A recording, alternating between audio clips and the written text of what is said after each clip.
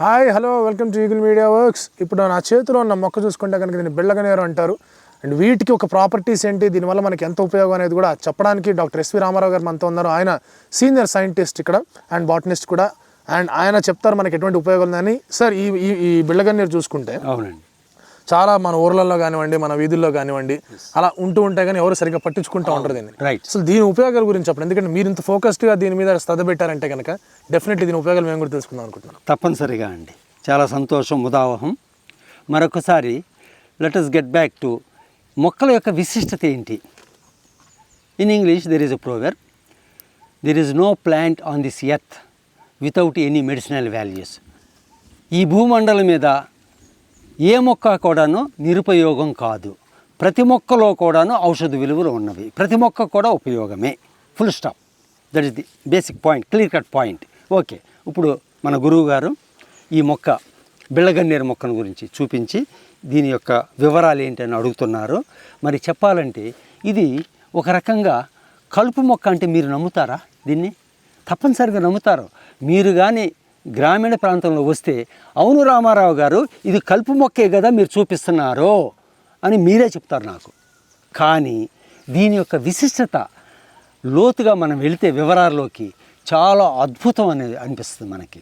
మరి ప్రత్యేకంగా చెప్పాలంటే దీని పేరు మామూలుగా బిళ్ళగన్నేరు, హిందీలో అయితే సదాబహార్. సదాబహార్ ఎల్లవేళలా పూలతో ఉంటుంది. సదాబహార్ ఎప్పుడు పూలు పూస్తూ ఉంటుంది. ఇంగ్లీష్లో కామన్ నేము పెరివింకిల్.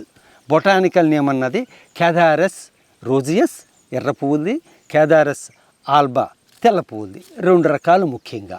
ఇవి మన వర్షాకాలం తరువాత రోడ్ల మార్జిన్లోనూ, వృధా నేలల్లోనూ, పాటిగట్టల మీద, పెంట పోగుల మీద విస్తృతంగా లేస్తుంటాయి. ఇవి చక్కగా అందంగా పూలు పోస్తాయి. వీటికి ఎక్కువగా మాయిశ్చరును నీళ్లు ఎక్కువగా అక్కర్లా.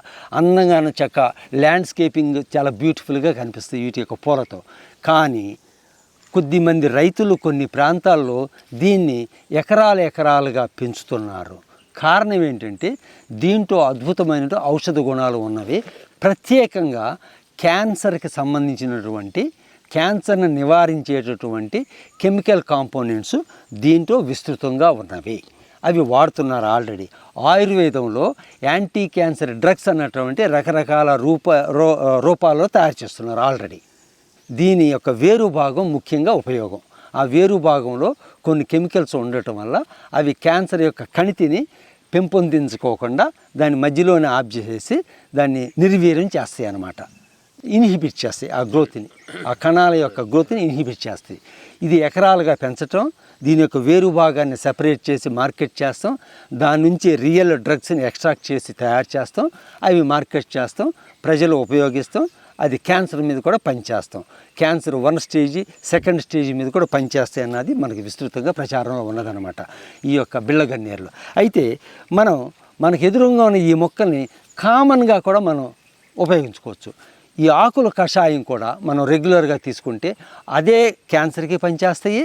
లేకపోతే మన శరీరంలో ఉన్న కొన్ని రుగ్మతలకి, అంటే మన ఇంటెస్టైన్స్లో కొన్ని పాములని, పురుగులని వస్తుంటాయి. టేప్ వామ్స్ అని, ఆ వామ్స్, ఈ వామ్స్, అలాంటి వాటిని కూడా బాగా నివారిస్తుంది ఇది లోనకు తీసుకుంటే.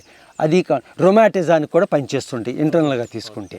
మన ఈ వ్యాధులు, నరాల బలహీనత వ్యాధులకి, రొమాటిజానికి వాటి కూడా పనిచేస్తుంటుంది ఇది. ఇదే కాకుండా ఈ పువ్వులు మనం కానీ ఒక 10 పువ్వులో 20 పువ్వులో ముద్దెల్లే చేసుకుని బొగ్గను పెట్టుకుని అది పీల్చేసి తర్వాత దాన్ని బయటపడేస్తే పీల్చడం, ముఖ్యంగా రసాన్ని పీల్చడం. అందున ఎర్ర పువ్వులు కంటే తెల్ల పువ్వులు ఇంకా ఎక్కువ విలువలు. అదేంటి, మన బీపీని తగ్గిస్తుంది రెగ్యులర్గా తీసుకుంటే. డయాబెటిక్ కండిషన్ కూడా తగ్గిస్తుంది. డయాబెటీస్ కూడా పనిచేస్తుంది ఇది రెగ్యులర్గా తీసుకుంటే, ముఖ్యంగా తెల్ల పువ్వులు. మరి కామన్గా మన ఎదురుగానే ఉంటే వెళ్ళటం, ఒక 20 పువ్వులు 30 పువ్వులు తీసుకుంటాం, బొగ్గును పెట్టుకుని రసాన్ని పీల్చడం రెగ్యులర్గా చేసామనుకోండి, అనేక రకమైన సంబంధించిన వ్యాధుల్ని నివారిస్తుంది. క్యాన్సర్ కూడా బాగా పనిచేస్తుంది. అందున కూడా చక్కటి పూల మొక్క. దీంట్లో హైబ్రిడ్ జాతులు వస్తే రంగురంగు పూలతోనూ అలంకరణ మొక్కగా కూడా చాలా ఉపయోగాలు ఉన్నాయి దీనివల్ల. అలంకరణగాను ల్యాండ్స్కేపింగ్లో ఔషధ విలువలు ఉన్నాయి, అలంకరణ మొక్క. అట్లాగే మనకు అందుబాటులో ఉండే మొక్క అతి ముఖ్యమైన పాయింట్. మన పెరటి తోట మొక్కల నుండే మన యొక్క ఆరోగ్యాన్ని కాపాడుకోవచ్చు. అది ముఖ్యమైన point.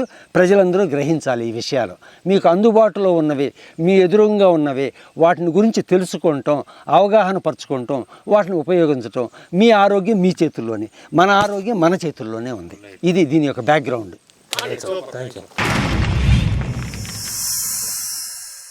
Like and subscribe Eagle Media Works.